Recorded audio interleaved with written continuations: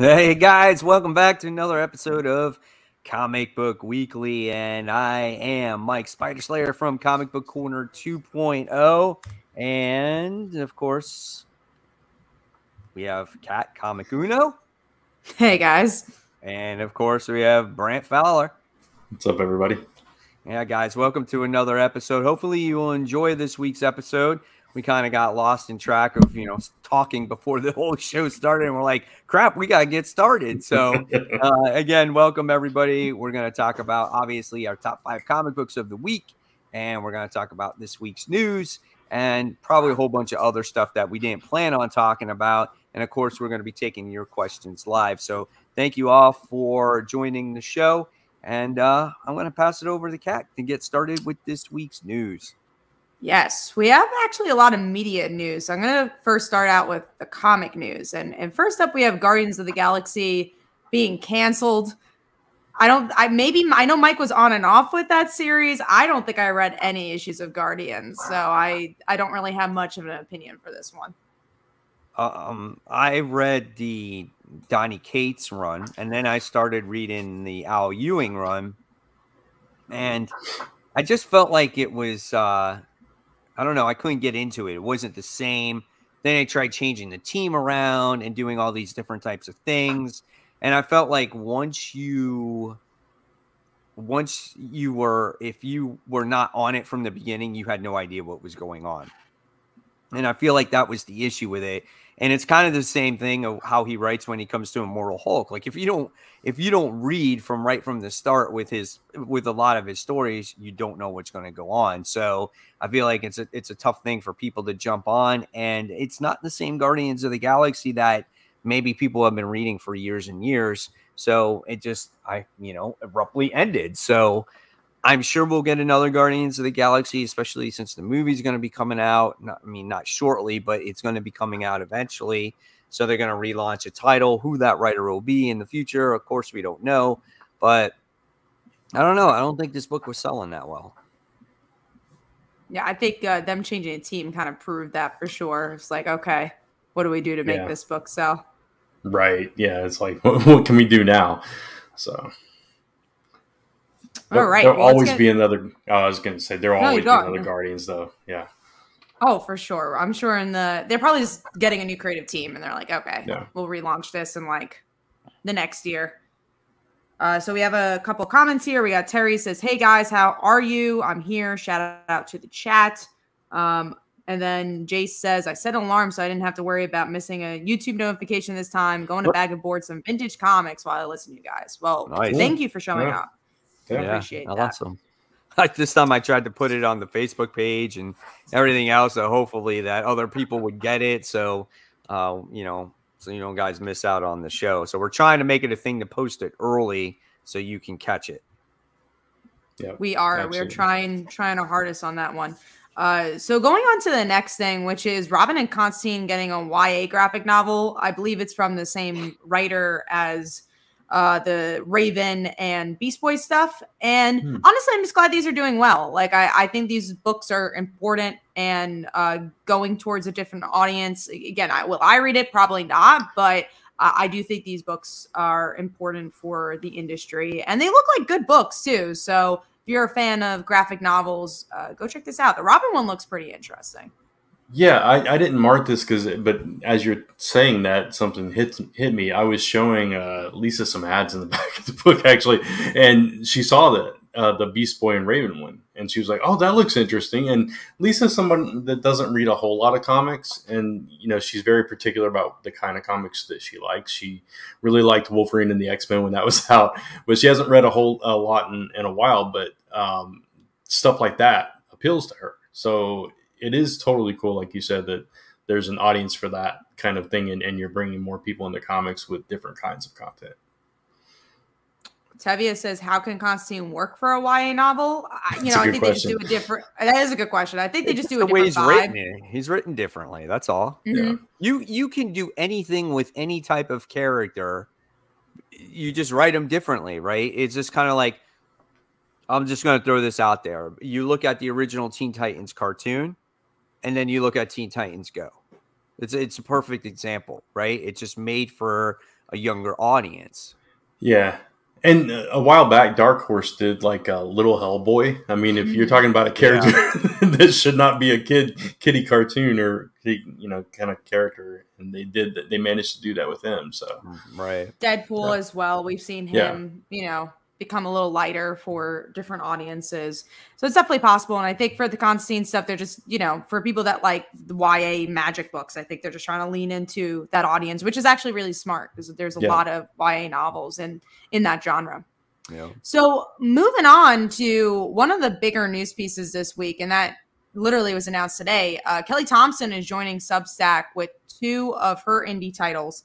One is going to Image Comics, so one will definitely get printed. The other is actually by the artist who did Jessica Jones, Invisible Woman, the previous Valkyrie series, Mattia Eolis. I'd never know how to pronounce his last name. Eolis, I think. And they're doing a sci-fi book. And again, will I get the Substack? No, but I am so excited for Kelly Thompson doing indie books because we haven't really seen that in recent years. She's been so dedicated to Marvel and doing those type of books. So it's really, really cool to see like her voice, especially with some drop dead gorgeous artists. So when those do go out printed, I will very much be getting those first issues. Yeah, same thing. It's like we've talked about many times before, so no reason to belabor that whole thing with Substack. It's you find somebody you really want to follow them, subscribe, all that stuff. But I'll definitely keep track of her newsletter because I assume it's moving over there because I'm already subscribed to her newsletter. So I assume it's just going to kind of pour it over there. But I think it's cool too. And we're going to get some comics later on that we'll enjoy as well. So. Yeah, it's good for her. You can tell, she's become a much more popular writer, and I think people are starting to know who she is now. And my thing, though, is when I saw that news, when you posted it, Kat, I was nervous. I was like, oh, shit. I'm like, what's going to happen to Captain Marvel? What's going to happen to, Black Widow?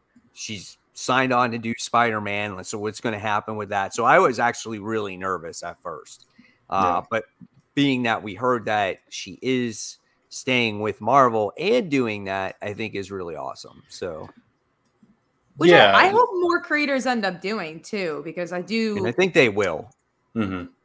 I hope so. I still think it's the mentality of like you do like the Marvel and DC stuff to get your name out there and then you make the money somewhere else. But I don't think that's every creator. And obviously Kelly Thompson is showing that. Yeah. And I read that like the linked newsletter that you wrote was kind of her introduction to the Substack and everything. And she was talking about how her first comic through Dark Horse, they barely made any money. And now she can make some money from her creator own stuff, which, especially as a creator, my hat's always off to that. Try to get that money, try to make a living doing what you love, and that's what it's all about. So it's definitely a telltale for many indie creators. So makes sense. Tizzy Axe is Kelly the next Tom Taylor. I feel like they kind of came out around the same time, so I feel like. Tom Taylor maybe has a little bit of a bigger name, but I think Kelly Thompson has a name of her own. And especially when she's on Spider-Man, I think her name's gonna, blow up even further. For me, and just speaking for me personally, both of them, Tom Taylor and Kelly Thompson, are creators that almost everything they touch is gold for me. Same. With few exceptions, but yeah. I agree. We do have a couple. Question.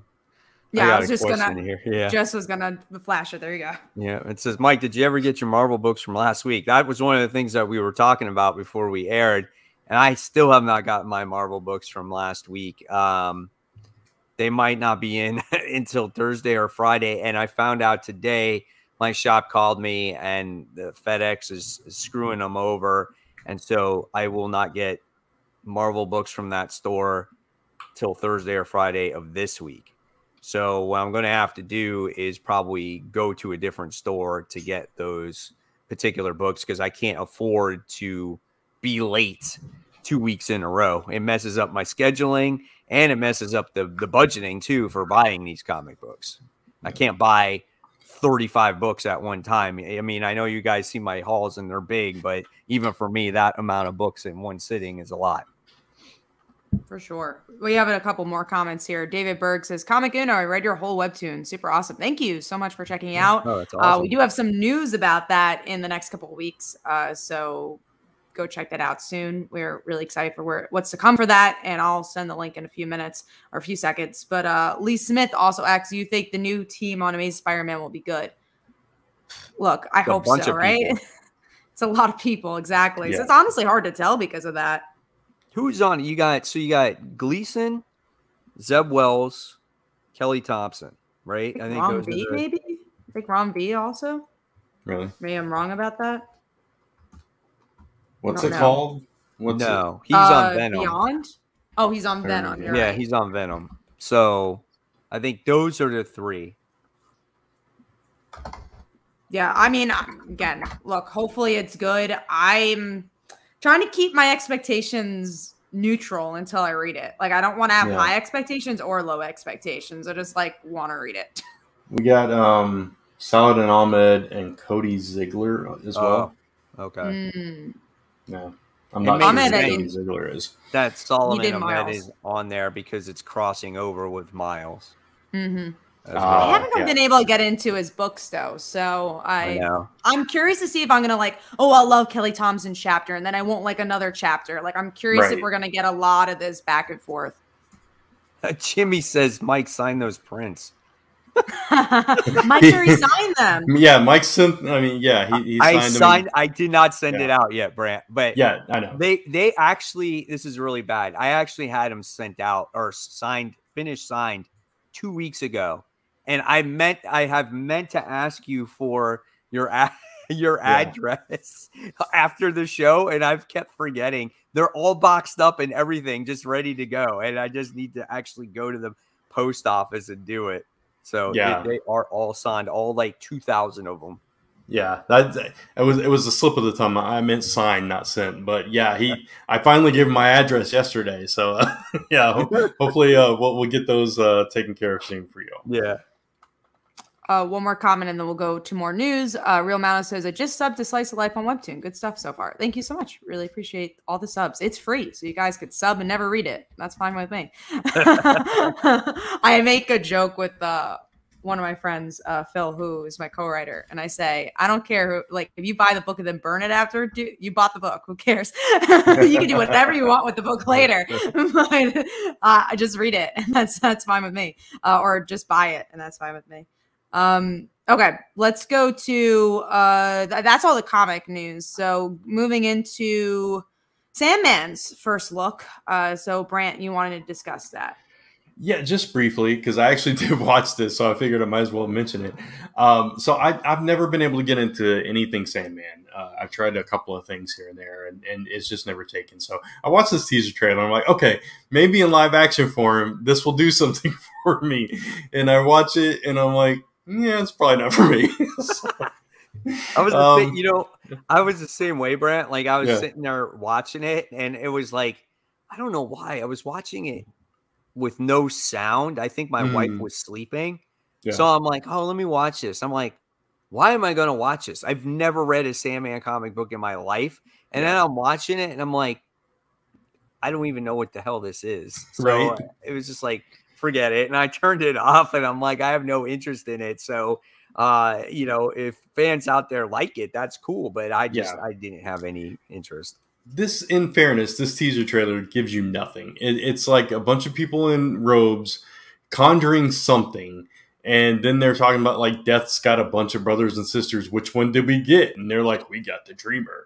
And that's pretty much it. And it's like, okay, that gives me absolutely nothing to hook me. But okay, good if you're a fan.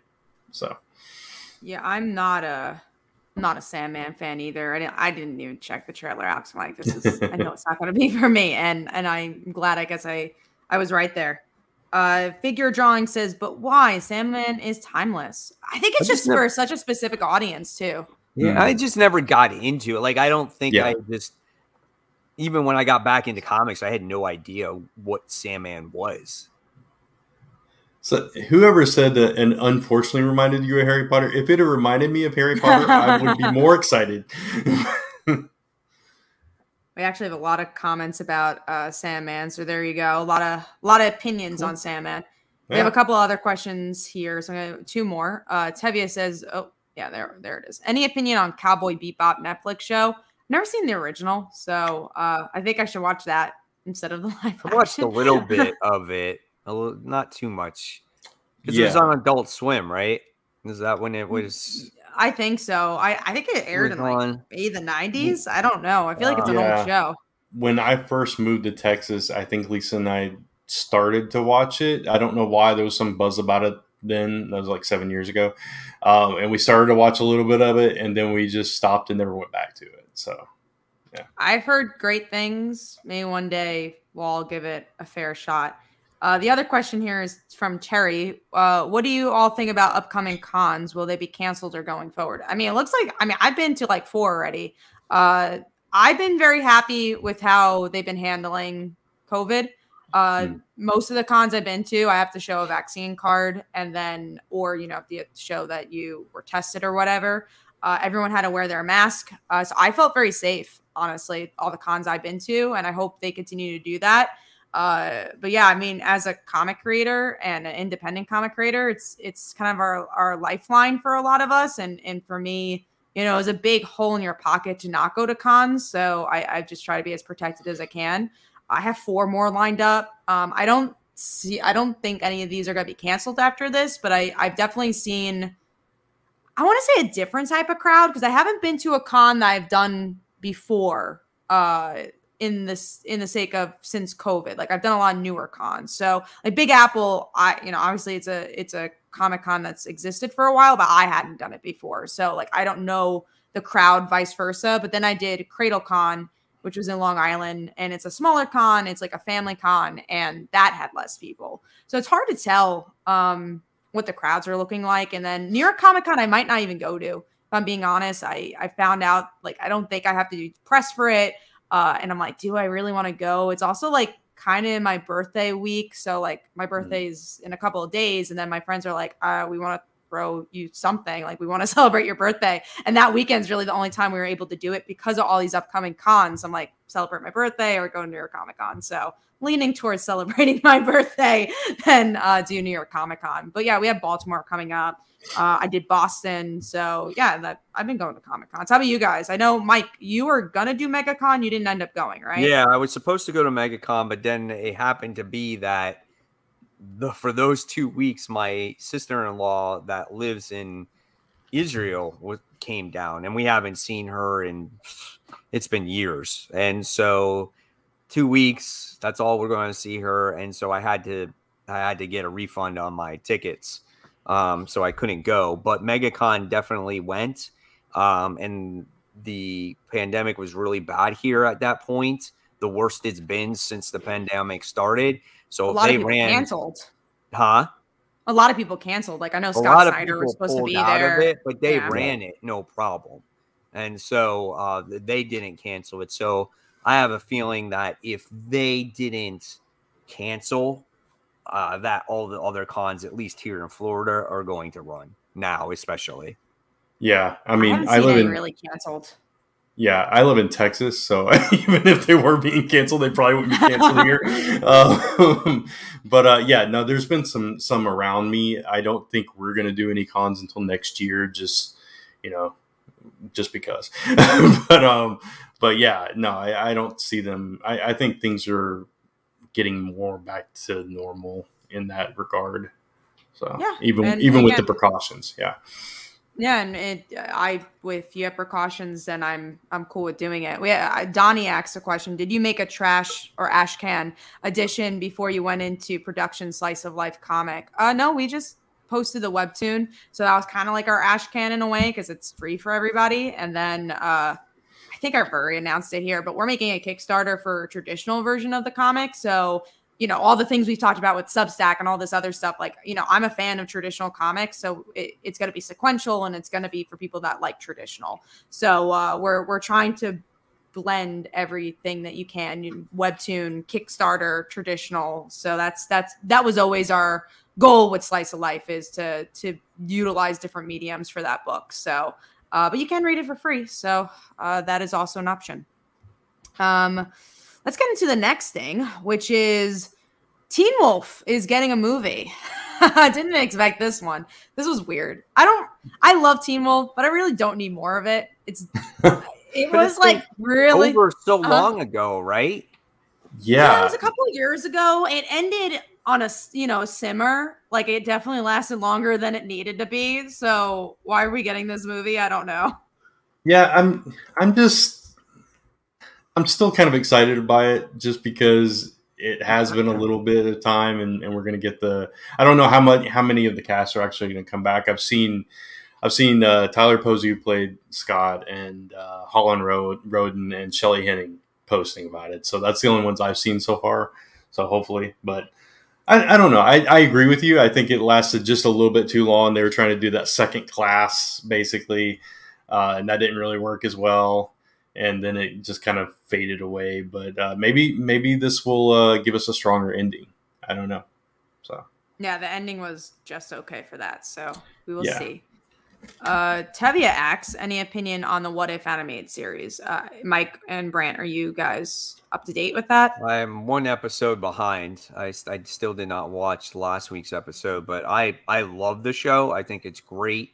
It's something that it's just kind of takes you, Elseworld for a little while, and whether it connects to the overall MCU is still a mystery, but I don't even care about that right now. It's just a fun series to watch.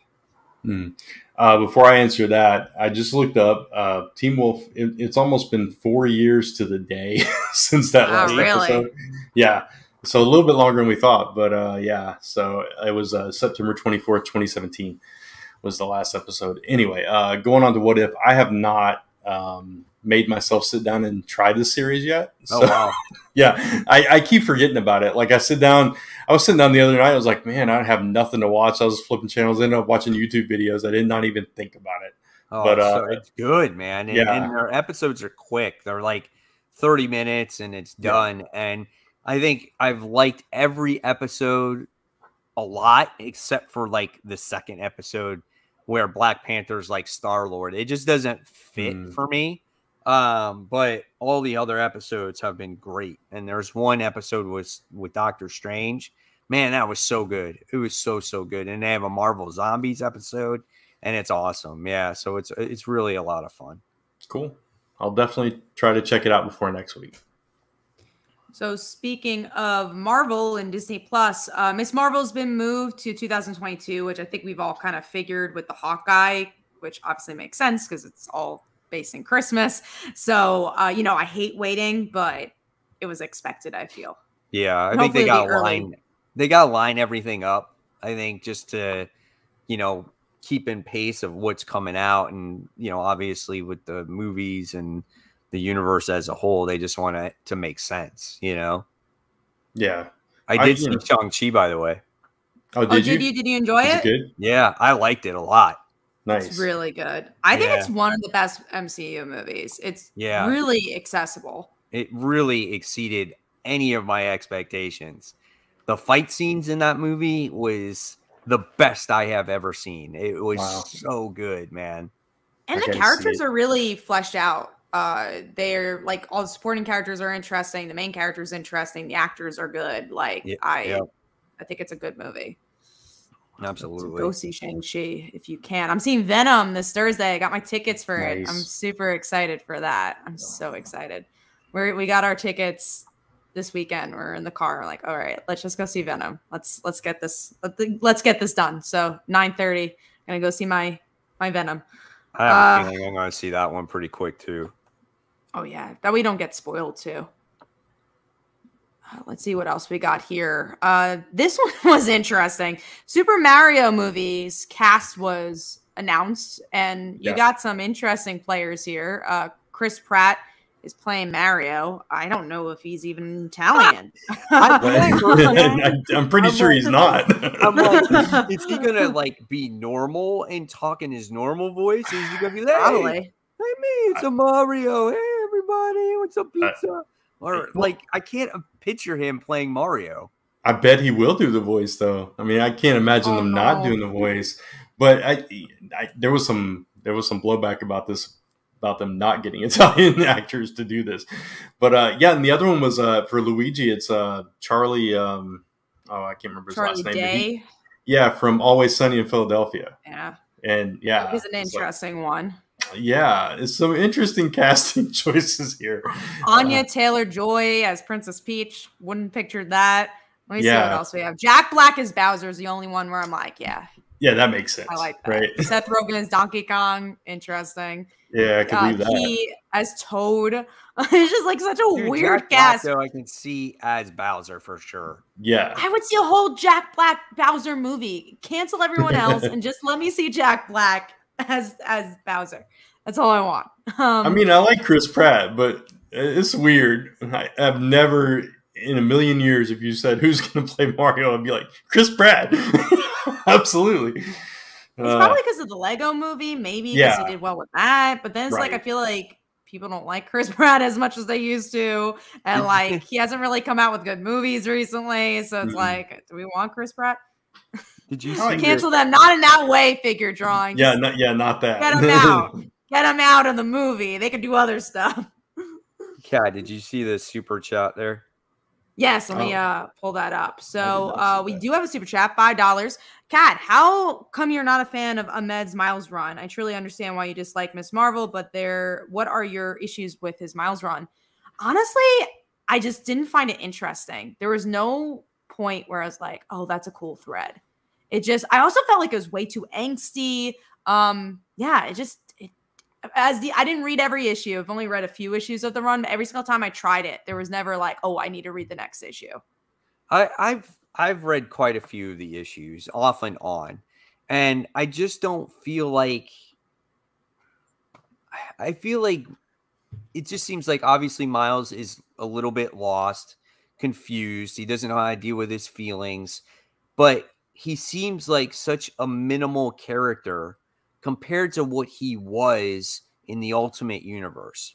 He was much more grand. He meant much more. He had a much larger supporting cast. Here, it seems like he is a second-rate Spider-Man, right? Mm-hmm. All his people that he had in that universe, he doesn't have here. And he's called Spider-Man when he's not really Spider-Man. You know what I'm saying? So it's like I feel like he's in Spider-Man's shadow, and he doesn't have the villains to make his book that interesting to rise him to that next level. And that's where I think he's actually lacking. And I think Tevia asked a question earlier about, well, why is Ben Reilly fighting Miles Morales in Spider-Man in the future?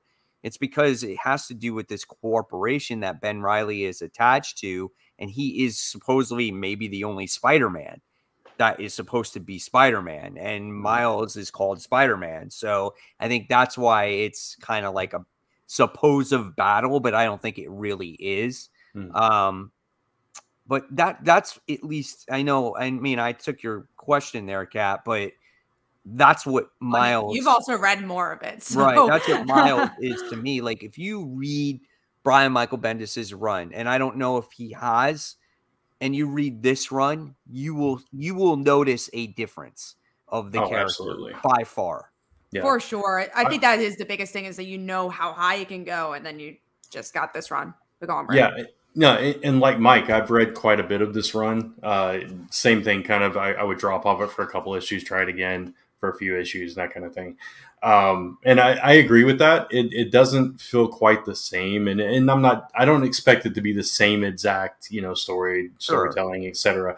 And I do think that this series has tried to kind of ground him. You had a little focus on his school, and some drama there, some stuff with his family. You've brought in some of his supporting cast, but largely, I agree with you, Mike. It's kind of like we were talking about Spider-Man a while back, where his supporting cast just disappeared. And it's like in this series, they bring them in when they need a plot point, but otherwise they're completely gone. And the stories that have been taking place in this just haven't been as interesting and compelling for me personally. So like his version of the Clone Saga kind of fell flat for me. Oh boy. They brought back the Ultimate Universe Green Goblin. That fell flat for me. It just, nothing has been quite at the height that I personally know. Well, just all of us know that Miles can be, like you said, Mike. So right. Yeah. And they've given him a sister. So he has a sister. And supposedly, but it's a baby sister, right? Yeah. So what's she gonna do? And supposedly there's this, this clone now, like, I don't know, it's like his brother. Like, it's so weird. Right. It's just like, okay, I'll find a cure for you, and now you can be my bro. Okay. Yeah. It's so off the wall. I don't know, But doesn't he have Gonke, who's already like a brother to him? Like, couldn't they just do more with that? Right. Yeah. For a while, he was just gone, and he had that weird ponytail thing going on, and then all of a sudden, he just didn't have that anymore. Yeah. No one liked the ponytail. We do have another. We have another question here. Jonathan Fire says, "I don't know what to think about Cates and Otley on Hulk. Thoughts? I'm excited. Like, both really good creators. Like, I'm stoked for it, and I liked it. I like Immortal Hulk, so I'm hoping it's a good, pickup from that. It's not though. He's traveling. Oh yeah, something different for sure. I mean, like, hopefully on the quality, traveling the universe or something weird like that. But you're gonna expect something completely that you haven't seen from the character, I'm sure. But I think I am excited for it, as long as Ryan Otley can stay on the book, which hopefully Marvel allows him to. I think it had to do with editorial when it came to Spider-Man and Ryan Otley. I really do think so. It could have, or maybe he just wasn't as interested in the story. He's like, oh, this wasn't the direction I thought it was going to go.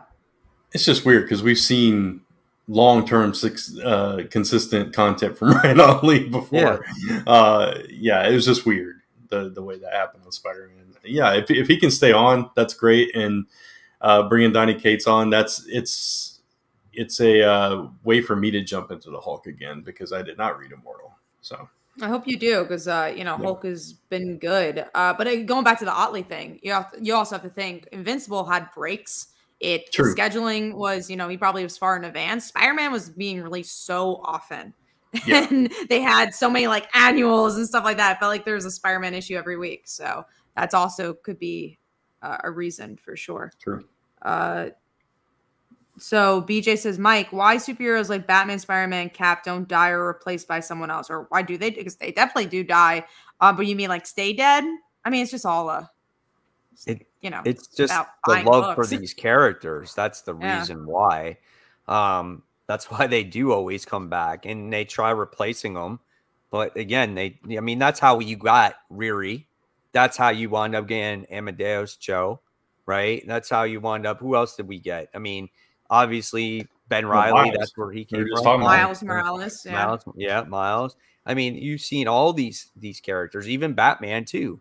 Batman disappeared, and you wound up getting what's his name from Nightfall? Azrael. Azrael. Yeah, so you wind up getting him. So characters die; they come and go all the time. Reign of Superman back in the day, you saw all the different Superman. But the love of these characters that we have—that's why they always come back, and that's why these deaths don't really mean anything, right? And then we're getting a lot of deaths right now. We're getting Spider-Man's obviously going out of commission. Doctor Strange is something different. There's just a lot of different things happening right now. Yeah. What was the old rule? You don't touch Barry Allen, Uncle Ben, and somebody else. And then Barry Allen came back. Jean Grey, I think, is one. Gwen Stacy. Look at them. Yeah.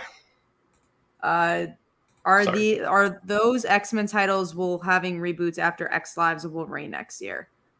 I don't know. I'm not sure if they're rebooting or not, but it makes sense if Hickman is not on the book. But they already rebooted already. They need to end.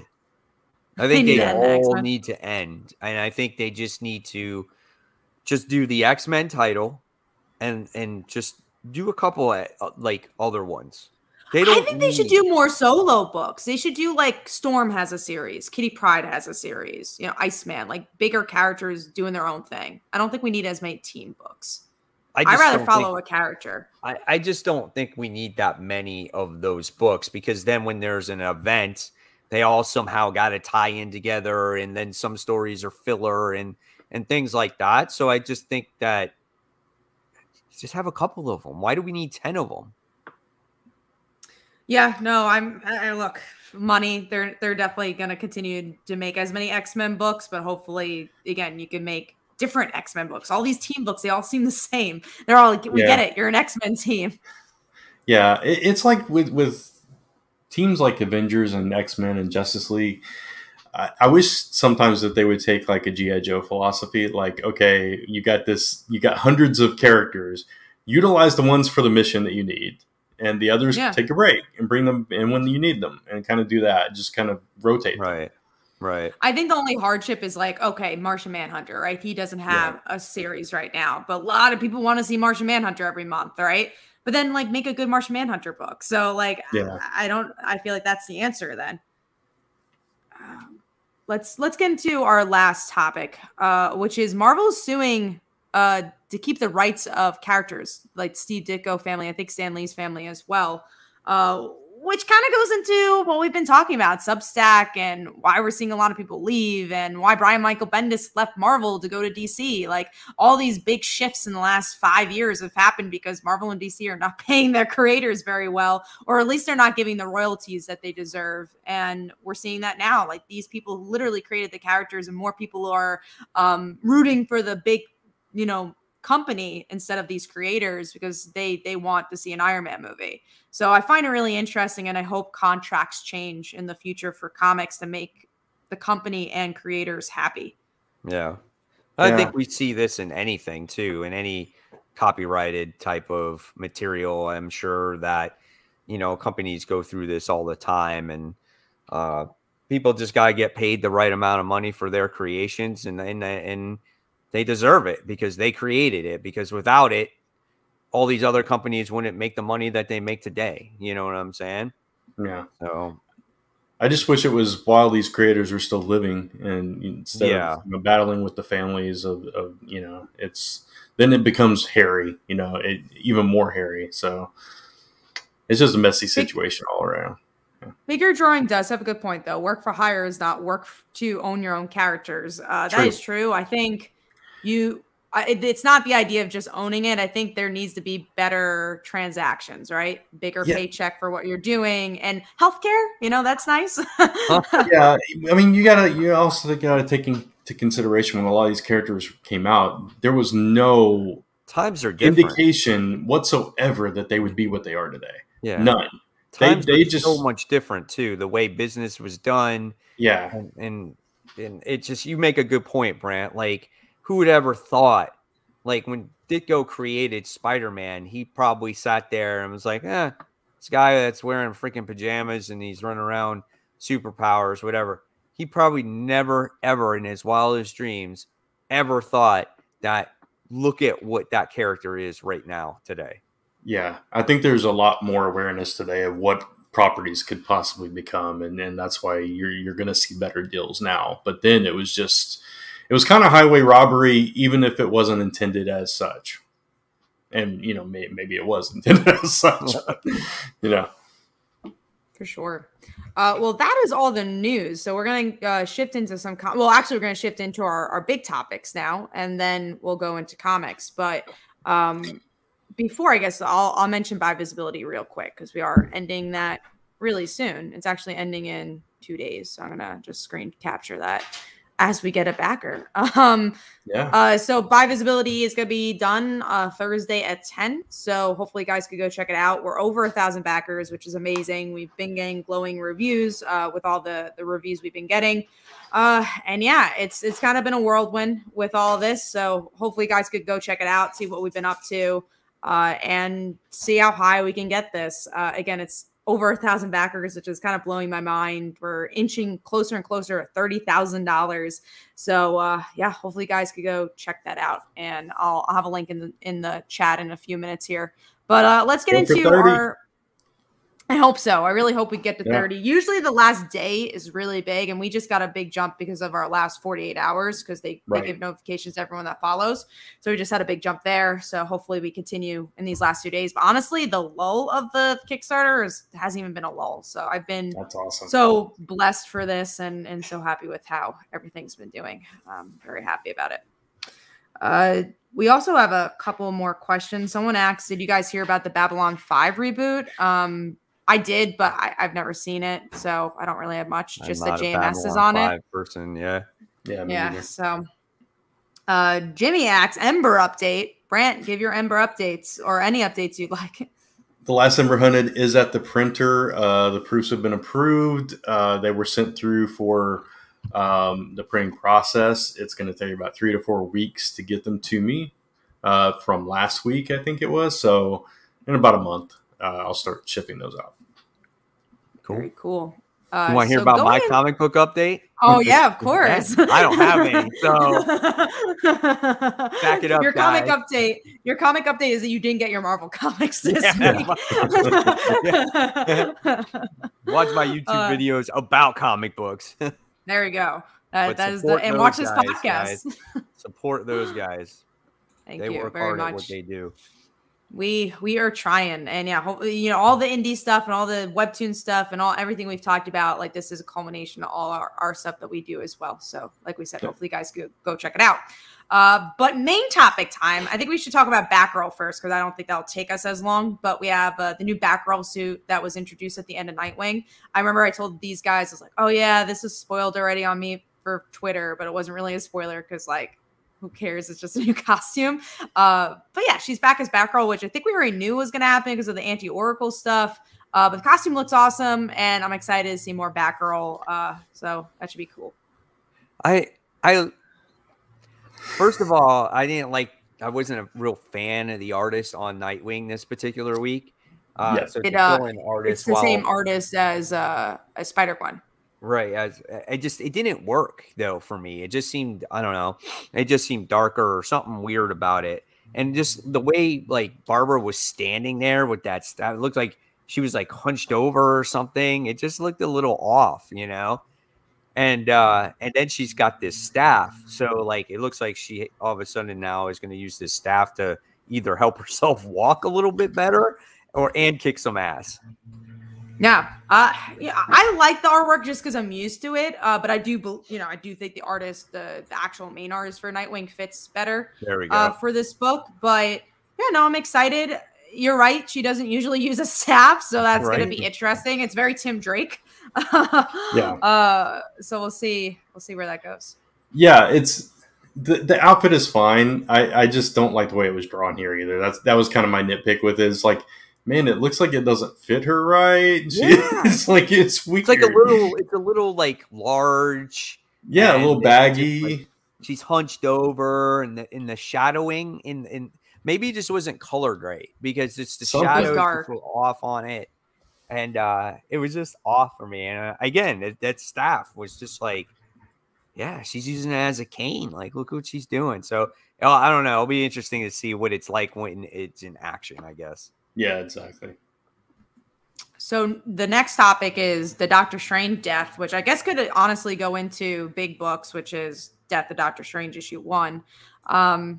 He kind of died, but then we're also getting this 60s version of him to be the detective. So the detective, every murder mystery has an outsider as a detective, and the outsider is himself. So I don't know how to feel about this book at all. He completely created a version of himself in case he died, or some type of timestamp or something to where he's well, just in case I die, as soon as I die, the older version of me is going to come out and continue on. So that's the way it looks, right? Talk about reminding you of Harry Potter. Anybody that's watched or read Harry Potter, the Horcruxes, they were little pieces of Tom Riddle's / Voldemort that he hid away in objects to bring a younger version of himself back. That's what this is. It's so weird, but I didn't mind it. It was. Oh, I like the issue. Yeah. I actually did. Now I'm just curious if 60s version dies. Right. I hope so, just because like I don't like if Doctor Strange is gonna die, he should just die.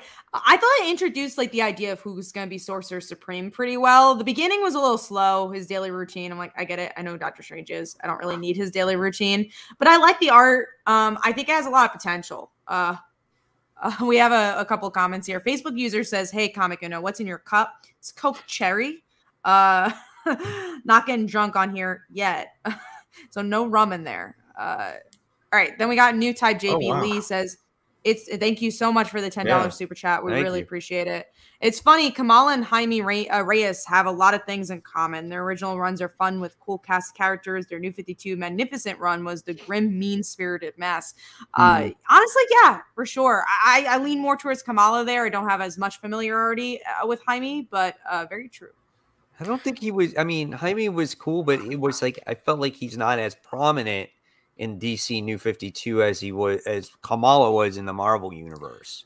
Mm-hmm. Yeah. I get that they're similar, but just Kamala just kind of took off, you know? Yeah, it's like Jaime, they really have to kind of push Jaime for whatever reason. He just didn't take off but Miss Marvel just blew up. I feel like because like his supporting cast wasn't as strong as Kamala.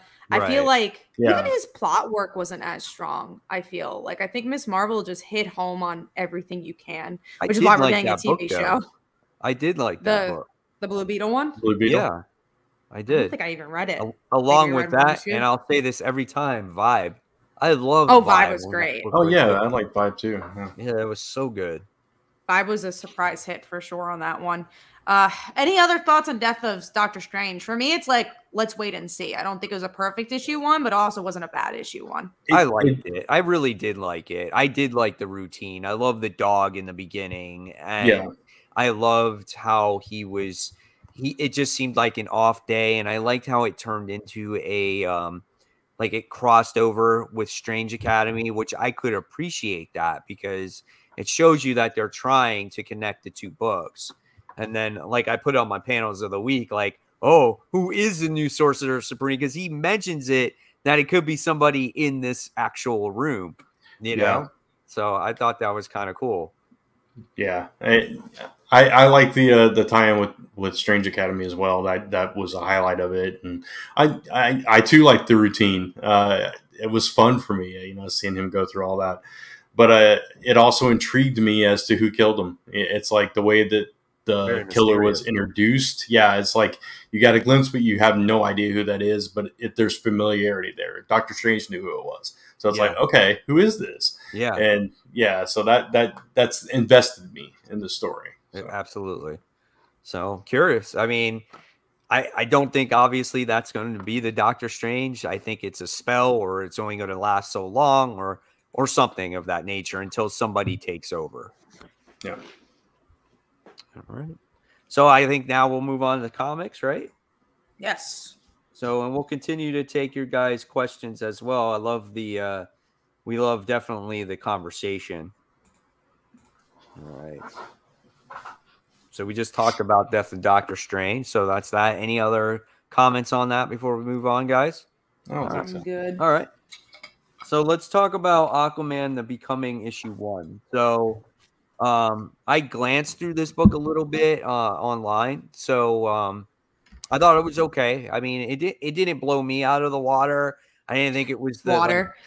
Yeah. Fun fully intended.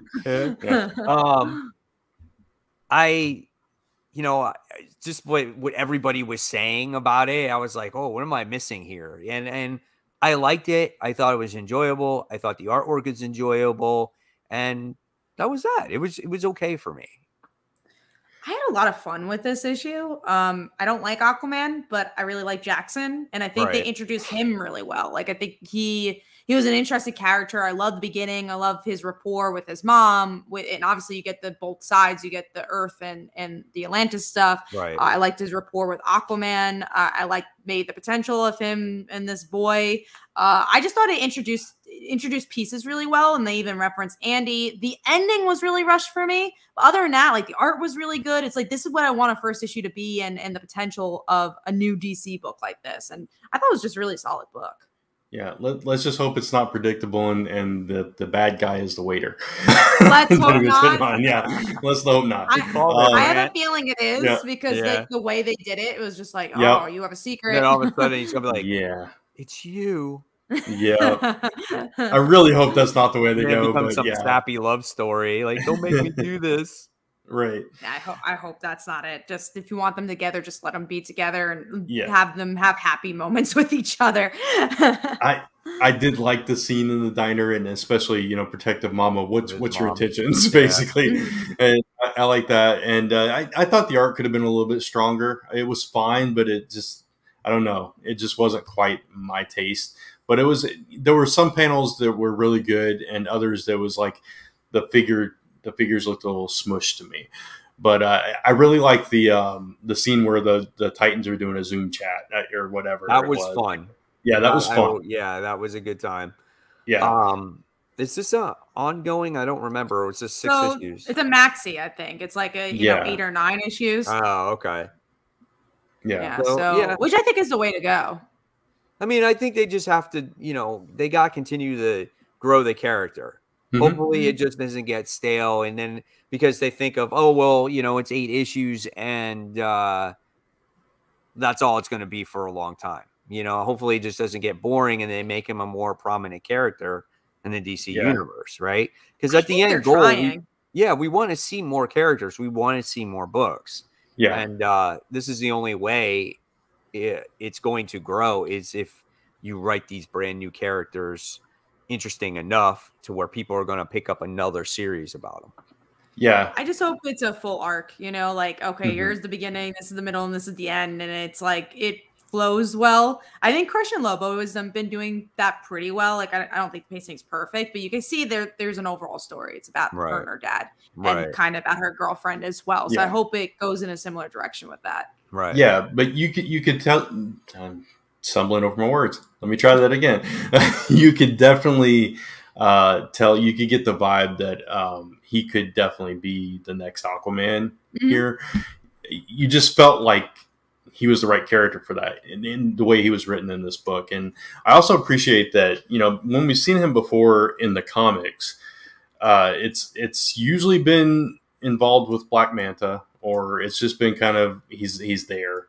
And I like getting to know this version of Jackson more because, like, we've got the Young Justice version, which is very serious, very kind of dark and broody.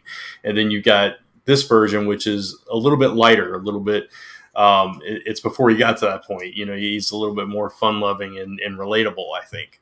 So that's what I got out of this. And it kind of made me like the character in the comics a little bit more than I had previously. So the David Berg, I know you showed the comment before, talked about that Future State Aquaman was really good, and it was. I really liked it. Yeah, that was a good one. All right, very good. So let's move on to our number 5 comic of the week, guys. I don't have an order. I just read the books, especially since I don't have my physical books in front of me. I just, you know, so I'm just gonna go with you guys. What's yours, Kat? Mine was Stillwater, issue 10. This is from the point of view of the kids again, especially that main guy, and how I think he kind of is becoming a little bit more of a leader in this town and kind of taking over, which is really interesting. I don't think this is like the best issue of Stillwater, but it definitely brought some interesting points from the kids' point of view. Yeah, I didn't love this issue, but I definitely agree with you on that. It's interesting seeing a little bit more of the backstory of the kids and then how they came into power and how they're teaming up with Ted's military buddies and kind of taking control of the whole thing. It definitely set the stage for a new direction for the book to take. So it's going to be interesting going forward. We also have a super chat, so I just want to talk about that. Thank you again so much, New Type JB Lee. For me, Miss Marvel ends at 2019 with G. Willow Wilson's final issue with Kamala hugging her friends at the Circle Q. I pretend that is the series finale. Honestly, it's a great issue. Yeah. So good. Absolutely. I think you can pretend it's the series finale. It's so good. And that was that run, like those first runs were really, really well done. And again, that's what put that character on the map. For sure. And I'm glad the show seems to be following that run in particular because, again, yeah, that's why the character is popular. Right. And again, thank you so much for super chats. Really appreciate it. And who we got? Brant? Yeah, mine is a book we just talked about, Death of Doctor Strange. All right, cool. All right. So next we're going to talk about Batman issue 113. Man, what even happened in this issue? Okay. That's what I feel like with everything with Batman. Ghostmaker and Batman's Mind. VR. I think was the bulk of it. Yeah, Batman VR. Yeah. So it's so just slow. Like, Ghostmaker goes in Batman's mind. First, he checks out all his relationships that he had. He's like, let's not go there. And then basically they're going, I don't know what, going after freaking Scarecrow or whatever. Yeah. You get Scarecrow, who you get more of his story when he was a college student about Fear State, right? So you learn for the third time already now, you're talking about what Fear State is. And then you got a glimpse of the whole Poison Ivy thing, I think maybe. There was a little bit in there. There wasn't much story progression in this again. It's so the art in this book was absolutely gorgeous.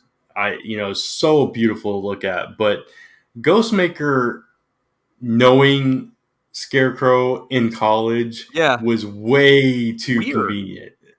Yeah, it was weird. It was forced. I did not like that at all. It's like, come on. That's just not believable at all. That's a really lame way to do an info dump for me. I'm excited for this arc to be over already, and it just has started.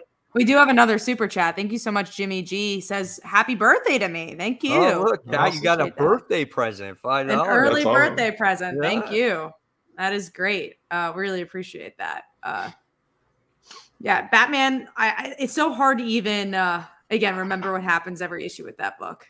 It's so hard. I had to look again right before the show, right? Yeah, and then you had Peacekeeper 1 going against Peacekeeper 10 or X or whatever he is, and it's just Peacekeeper. Yeah, it's very repetitive right now, and nothing has really progressed the story all that much. And honestly, I didn't read the Clown Hunter story at the end either. I never have. I don't read the backstories very often. I skimmed through it. It wasn't worth the read, honestly. Right.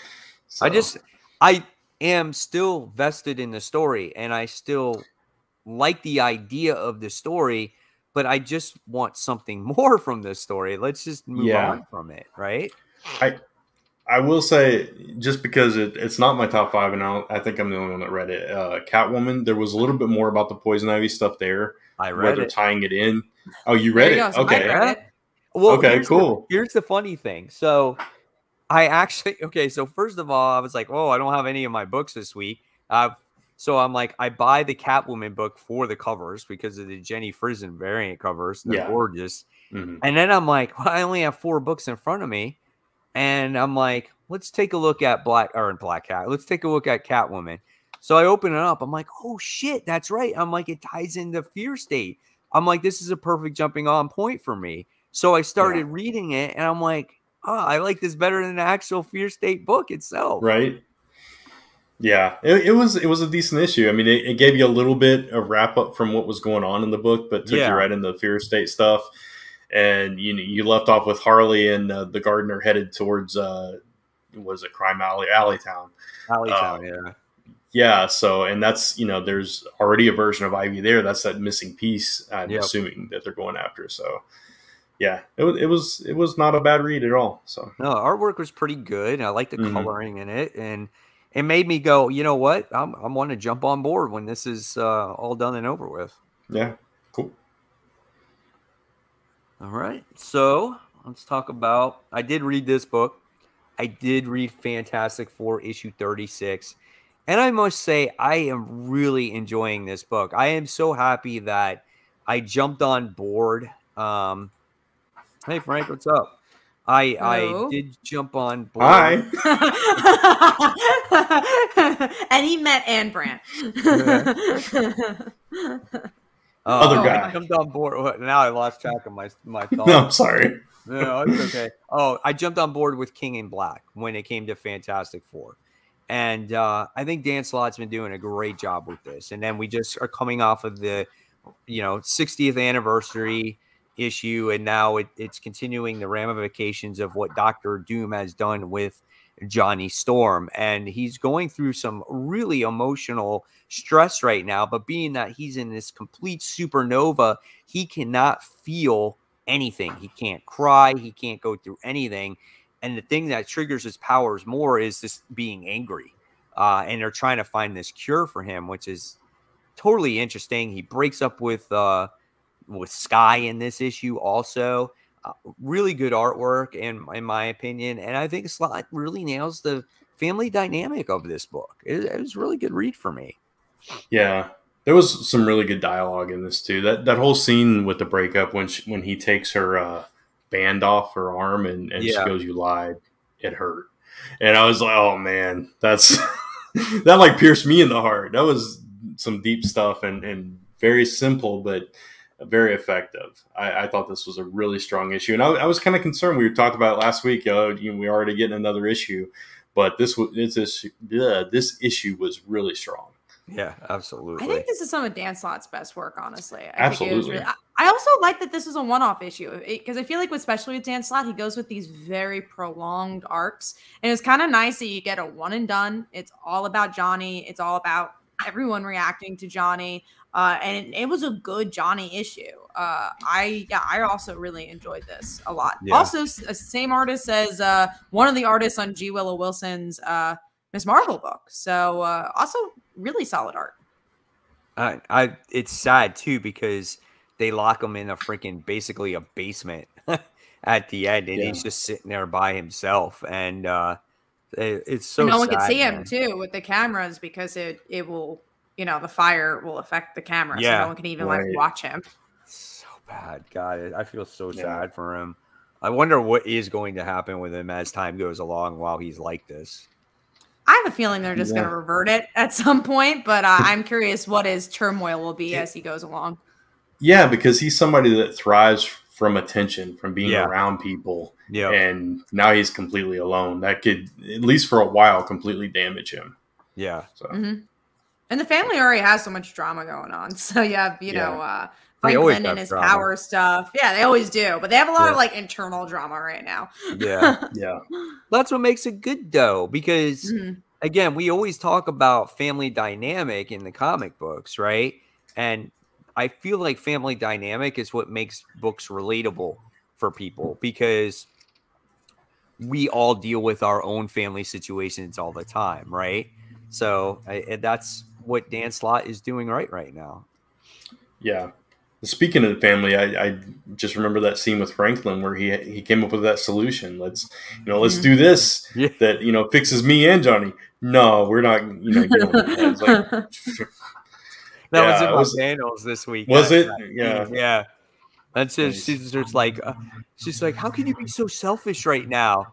And then Val is like, yeah, teenagers. And then he's like, and then he just says, excuse me for figuring stuff out. He walks away. I'm sure she wasn't super smart anymore. She'd do the same thing. Right. Yeah. So that was funny. Good issue. Mm-hmm. All right. So let's move on. Let's talk about your guys' number 4 this week. So Brant, what was your number 4? Aquaman the Becoming. So we already talked about it. All right. Kat? Mine was Baby Teeth, issue 20, the last issue of this. And honestly, it's very much an epilogue. It's what the son is up to, how he kind of defeats the devil, and how he lives on after his mom, after his aunt. And yeah, it's just like literally like, 30 years later, what would happen? It was a pretty solid issue. And overall, if you haven't read the series, I think it's a great trade read. It's not that long. It's 20 issues. And it ends on a pretty solid note. It's cool. Glad you liked it, and it finally ended after all these years, all these years being delayed. I mean, it's been years because I remember talking about Baby Teeth, and I remember I was like in my last house almost 2 years ago, 3 years ago, talking about Baby Teeth. So it is so insane. It was delayed for a very long time because obviously Venom and everything else he was doing. I also feel like crossover hasn't come out in a long time. I think it comes out tomorrow, but it feels like that's been on a hiatus for a long time. Frank's asking, do you think Baby Teeth will get a Netflix type of show? I can see Really? it on Netflix. Yeah, I could think see so. that. I think it's Yeah. really dark and broody. I could definitely see that. Will I watch it? I don't know. Like, I liked it as a comic. I don't know if I need to see it again, but I think Right. it could be a cool show. Right. Tevia was asking, well, why was it delayed? It's because of how busy Marvel. Donny Cates was, really. Right. I mean, Exactly. before, I think he was pumping them out pretty good in the beginning. He also Yeah. released this before he became Donny Cates. Right. So He blew that up was a big- after that came out. Yeah. Yeah. So, all right, cool. All right, so now we move on to, well, I didn't even read this book. Batman Secret Files Miracle Molly issue 1. I'm going to get some water, start talking about it. You know, It it's okay was- that you didn't read it. I thought it was better than I expected, honestly. I hated the art. I was just going to say that. I hated the art. The story was fine. It was like, all right, we figured out like who Miracle Molly is. Great. Did I need it? Not really. But the art was really not for me. I really disliked it. And it got me out of the story. At first, I was like, I don't even think I'm going to read it because the art took me so much out of it. But I was like, okay, I'm going to give this a shot because, you know, I've liked a couple of the others. But I thought the story of who she was and how she came to be Miracle Molly was done really well. The panel work, I mean, you have some pages that have, I swear, like 50 panels on them. I mean, it was just, and it was like that repetitiveness of her day to day, where she's just going through the motions, and then those scenes multiplied as the book went on, and it just kind of got you into her head a little bit. So I appreciated the writing. It was a good script. Like, it was a good script. It just also was a little bit too long. I don't know. It just I think it was a different artist. It really could have been a better issue. It could have been a backup story at about half the size. I agree. I agree with that. And the art could have definitely been stronger. But you know, I enjoyed the read. And I feel like I understand her a little bit better now. So, yeah, I'm kind of with some of the people in the chat there too. Like, if a story art doesn't, if it's that bad, it really takes me out of it. I mean, the story will have to be tremendously good in order for me to, you know, continue with that book. Yeah. We do have a question. Terry Vaughn says, what is the best Image book right now? And it's actually the book we're about to talk about. Maybe not this issue, but the best book out right now, I think, from Image is Radiant Black, in my opinion. Yeah. And Firepower. I don't even know. If you had to pick between Firepower and Radiant Black, which one's the best? I guess, of course, it's all opinionated. I mean, there's really good book, Radiant Black. Really good book, Firepower. Some people would say Stillwater is actually a really, really good book too. Stillwater is really good, but it is a little slower because they focus on so many characters. And I don't think the artwork is as strong as a Radiant Black and a Firepower. Right. And then I would say that personally, me, like the Me You Love in the Dark is really good. My gosh, what else is there? I know I'll always say it, but Stray Dogs was a phenomenal series, which so many people are still buying today. I have the trade right here, I think. Did you read it yet? Not yet, because I'm going to Baltimore in a couple of weeks. I'm saving it for the train ride. Oh, you'll be done with it in like 10 minutes. It's such an easy read. But there's so many. Noctera. I love Noctera. That is so good. That's good. There's just so many really good independent books out these days. And the stories are so good and so original. So it's all basically kind of really what you're into, I think, when it comes to, you know, certain types of genres of books. For me, between Firepower and Radiant Black specifically, that's a hard choice for me. It's like Firepower gives me more with the family stuff, I think. But Radiant Black, I just can't wait to read. It's like one of those books that it's the action, the art is so good, and you got good character work in it as well. And it's just, then you got, I mean, the action with the space stuff and you know, all that. So we don't even know what's coming yet. Yeah. So it's like, it's a hard choice right now. Maybe down the line, you ask me again, it'll be a different answer, but you know. I think for me, if gun was towards my head, I think I would say Firepower just because I really like the characters. But like plot wise, I think Radiant Black's better. Like, I think it's just such a different book, and like killing off your main hero is so gutsy. Like it's hard, but I think I would go with Firepower. We do have another super chat. From New Type. My main issue with Ahmed and Miss Marvel is that the traitor storyline felt really gross and out of character and have no place in a teen girl book. I do agree. I did not like that arc either. Yeah, I see at that point I dropped Miss Marvel because I didn't like what he was doing with the character. It felt totally different from what I was used to reading. And I mean, I would read better Kamala in earlier issues of Champions than I would read in those books. Yeah, I agree. Even when she popped up in other books, she was better written, right? Than that. And I'm a huge Zoe fan, and I really disliked what they did with Zoe in that arc. Yeah, in particular. I know New Type feels the same way from previous comments. So we got a question. Isn't there another Stray Dogs series coming out? So from what I know is that when it comes to Stray Dogs is that I think there might be a series of possible one-shots. Oh, that's fine. That's coming out. That might have to do with the other dogs or whatnot. So that's fine. Whatever. I would buy that too. Yeah. The way it ended, I think that would be the better way to go. Right. Because I don't know how you continue that particular story in that way. So maybe you get to see like what their life happened afterwards. Like I don't know, or maybe what their life was before the mysterious man took them away. Yeah. I wasn't collecting from July 7th, 17, so I never read any Miss Marvel. I'm interested in reading some though. Yeah, definitely go out and buy the trades for that. That's your best way of reading Miss Marvel. It is a continuation, honestly. It's a really I don't know if there's an omnibus or not, but like if you just read all of G. Willow Wilson's story, there's a beginning, middle, and end to that. So definitely go check that out. All right, so we're talking about Radiant Black issue 8 now. So what did you guys think of that one?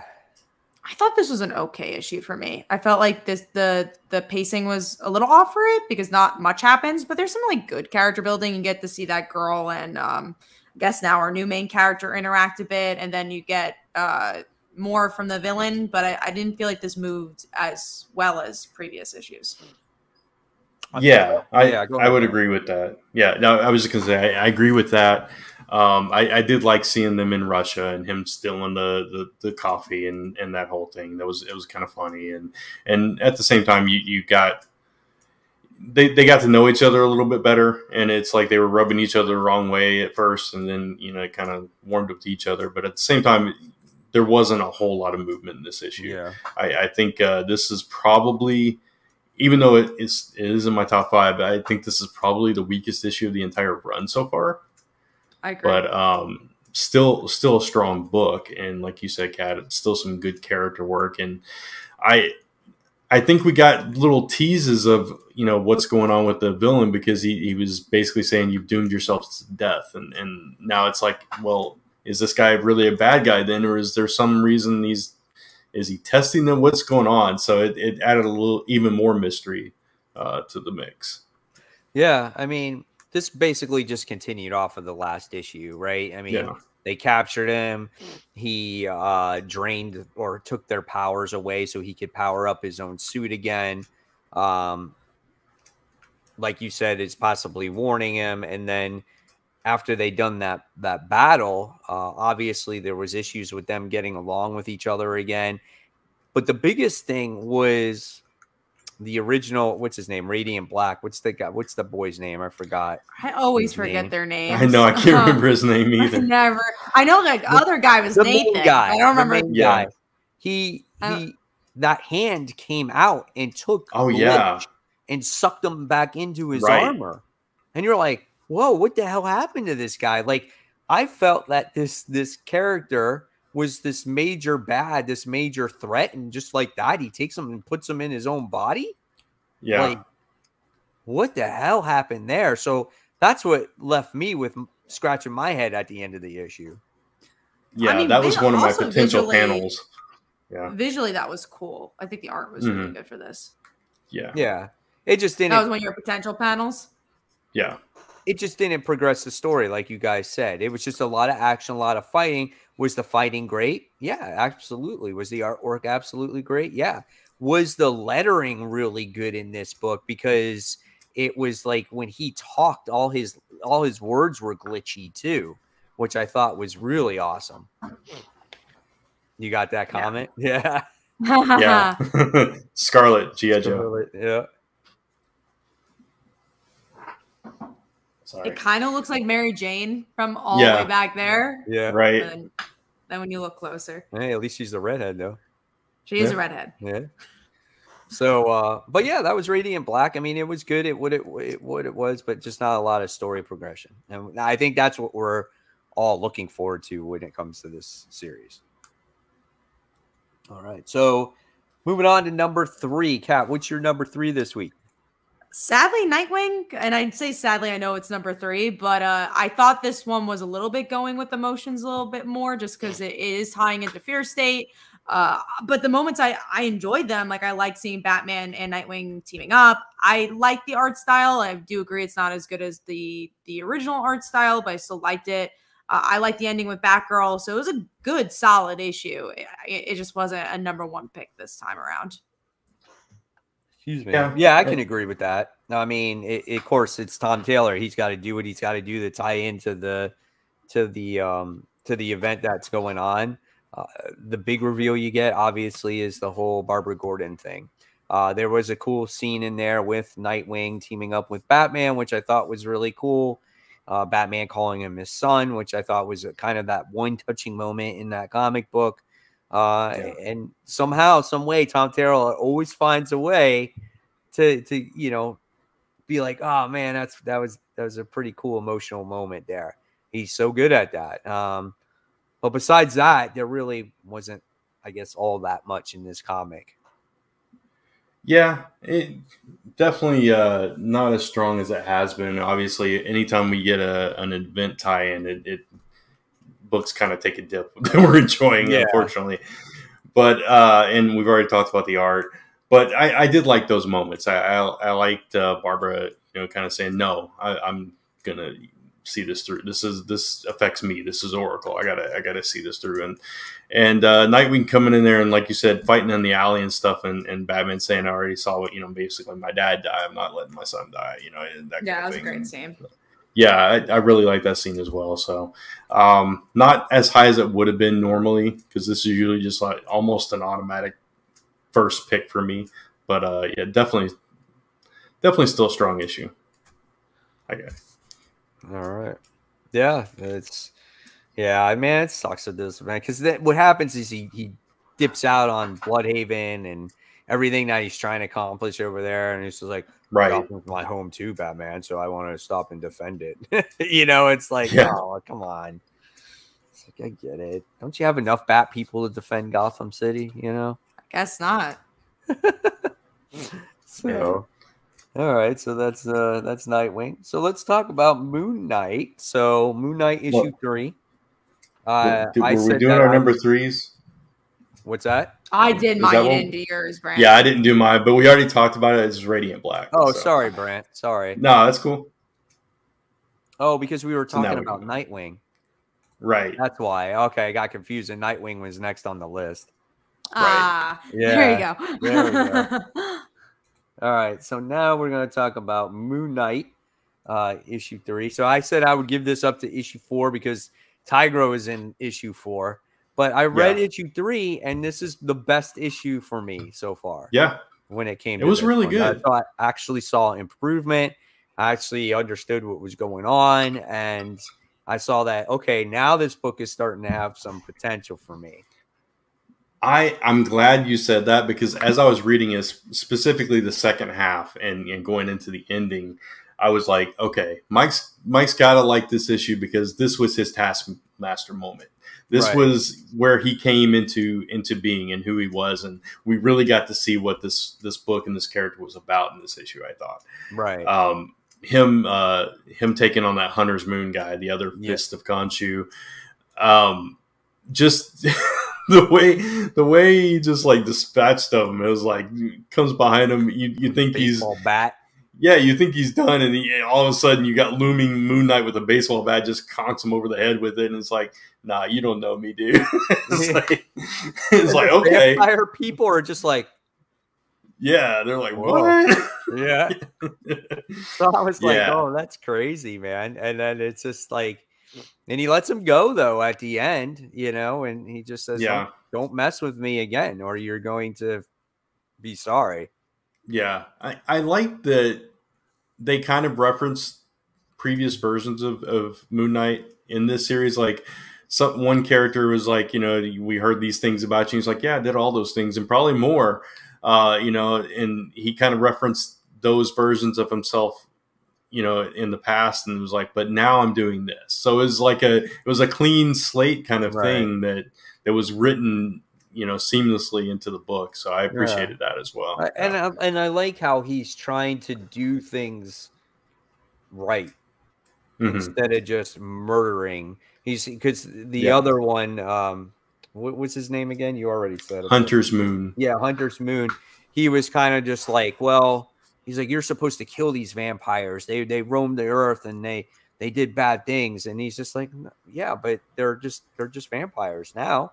They're not murderers. They're not killers. They were just, you know, they're just basically people that were turned into vampires. It wasn't they chose this, you know? Yeah. And so I appreciate how he's trying to change the ways. And the other one was just stuck in the old ways. So I thought that was cool. I thought the art looked good. I always love how it's at nighttime and they make it a thing to show the moon in the panels, which I thought was kind of just a nice little detail in there. And I'm looking forward to seeing now how this series progresses. Yeah, because obviously this was the end of the story arc here. Right. Yeah. So I'm glad you enjoyed it. I was afraid it was going to be another one I was on my own with. All right, so let's move on to number 2. Cal, what was your number 2? Mine was Aquaman. We already talked about it. Cool. And Brent? Mine was Nightwing, which we already talked about. Okay. And let's see. So now we talked about Stillwater, right? Yeah. Okay. Yeah. And then Brand and I will talk about X-Men issue 3. So what did you think about this issue with the High Evolutionary? So the art was good. It's like, why? What is this story? What I don't know where they're going with this series. I really don't. There was. So I want to say that this particular issue was more of a filler issue. Yeah. In very many ways. Because the High Evolutionary makes his appearance here. He's trying to make a deal with the X-Men somehow.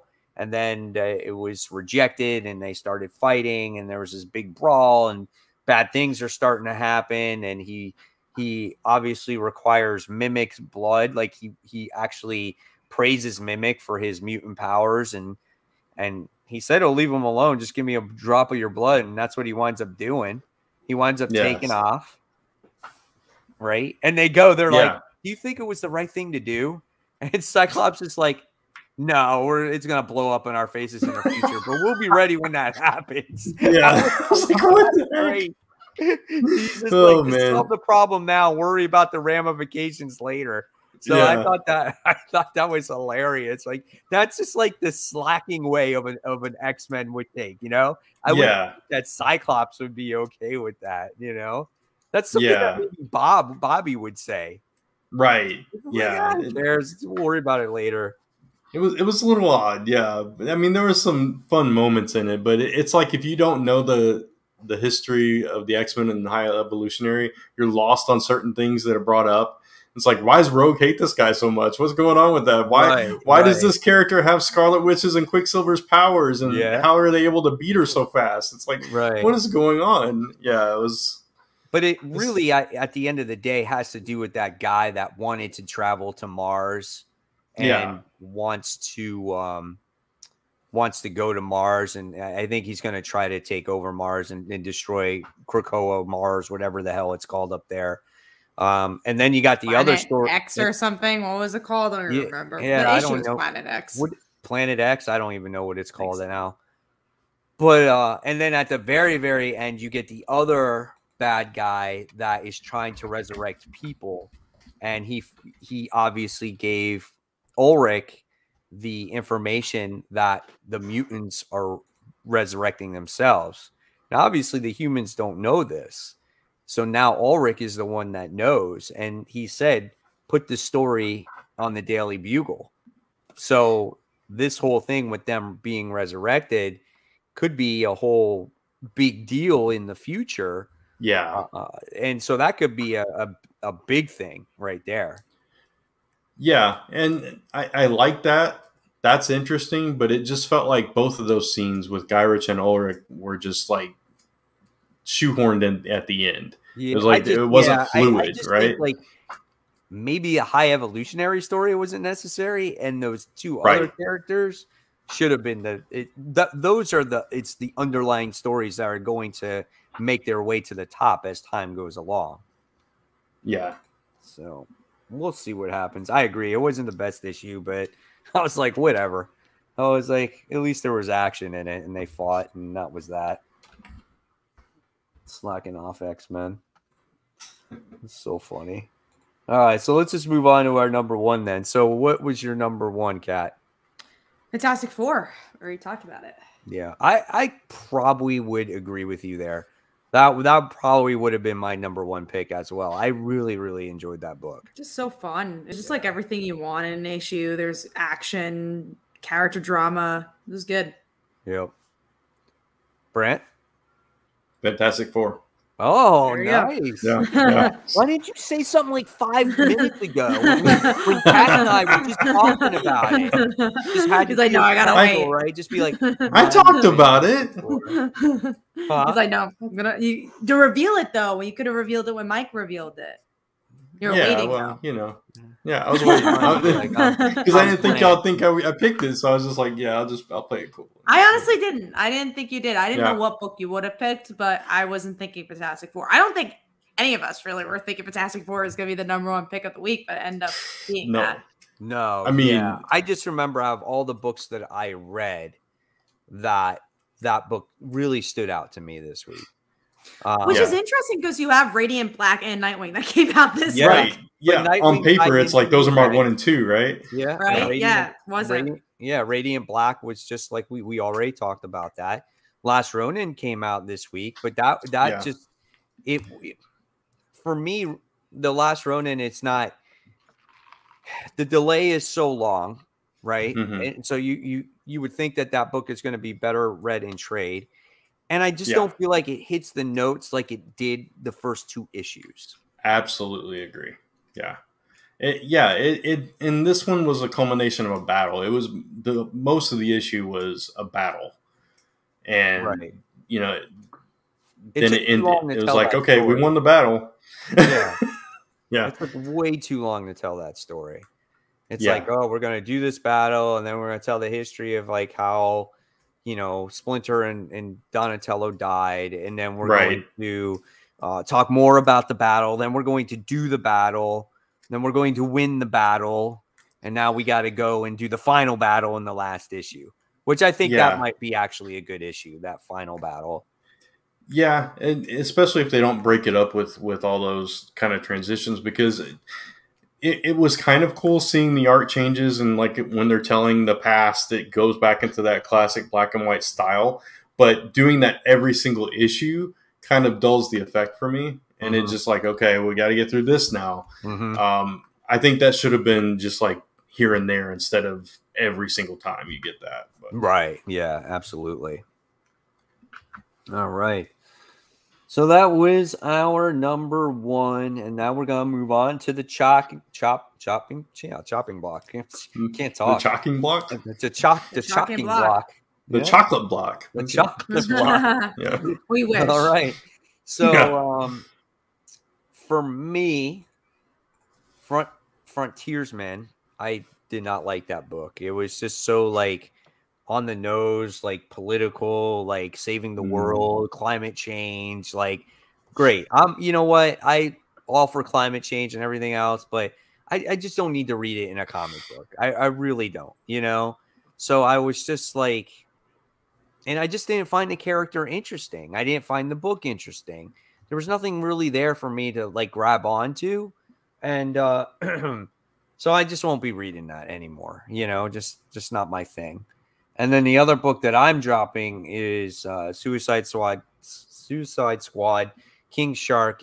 I just didn't like that book either. That just I don't know. It I didn't find myself caring about King Shark, and he was teaming up with what's her name, Defacer, and then he has to go visit his family, King Shark, and then they wind up going to do this battle, and it all had to be related to the Red. So it was just out there, and I didn't like the artwork either, and I was expecting a much different book when I was reading it. So yeah, I won't be continuing that either, unfortunately. And then who we have here? What do we have? Brant, you have Summoner's War Legacy? I don't even know what that is. It's an Image title. It's based on a game. Justin Jordan writes it. This issue that came out last week was the last issue of the arc. So it's the end of that story, and it's like it was fine. I enjoyed it, but I don't know that it's strong enough to have me come back for a second arc. And you know, especially if I'm not keeping up on like when it releases and stuff, I may just completely forget about it. So, gotcha. All right, Brant, you're taking over now with the most anticipated this week. Yeah, so we already talked about we got some big books coming out this week. So let's talk about a book I know we all enjoyed the first issue of, which was Darkhawk, issue number 2. Yeah, I'm excited to see where that goes, for sure. Yeah, absolutely. That was, I mean, not to recap everything we talked about before, but just some interesting takes on this character and the art style where, you know, his I don't know what you call it, but I forget what it was that he has. The MS. I forget too. MS was it MS? Yeah. So the way that they illustrated that coming on and starting was really, really cool. So we'll see where that goes. We also got which we talked about this last week, but I guess it was delayed. Superman: Son of Kal-El, issue number 3. So I mean, I've been loving it surprisingly, so I'm excited to see where it goes. I agree; it's such a good book. I love John being a character of his own. Yeah. Tom Taylor will probably get the shine on this book since it's not tied into Fear State, so maybe he's got more creative juices for this issue. Yeah, exactly.